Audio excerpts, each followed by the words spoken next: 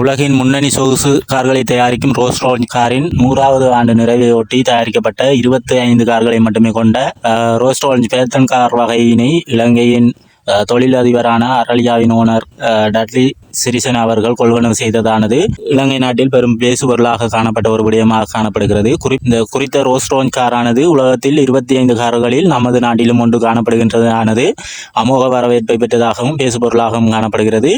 குறிப்பாக இந்த டட்லி சிறிசேன அவர்கள் எந்தவித ஒரு பின்புலத்தையும் கொண்டிராது ஒரு கிராமத்தில் இருந்து வந்த ஒரு சாமானிய மனிதனால் இவ்வளவு பெரிய ஒரு சாம்ராஜ்யத்தை அரலியா ஒரு உத்வேகத்தை அளிக்கக்கூடிய ஒரு கதையே.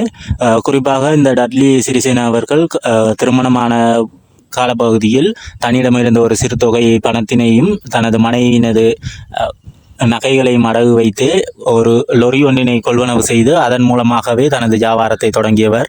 இன்று அரலியா நிறுவனத்தின் கீழ் Araliya mill and agriculture, Araliya complex and engineering, Araliya automobiles, அதே மாதிரி அரலியா ரியல் எஸ்டேட், அதோடு சேர்த்து அரலியா டூரிஸ்ட் அண்ட் ஹோட்டல்ஸ் போன்ற சேவைகளை முன்னெடுக்கும் ஒரு மிகப்பெரிய நிறுவனமாக இலங்கையில் முன்னெடுத்து இருக்கின்றார்.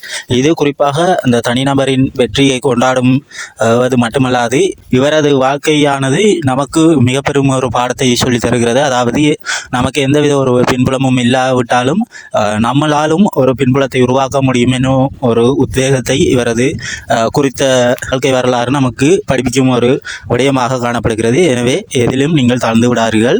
உங்களது முயற்சிகளை தொடர்ந்து முன்னெடுத்து செல்லுங்கள். எல்லோருக்கும் வெற்றி நிச்சயம் உண்டு.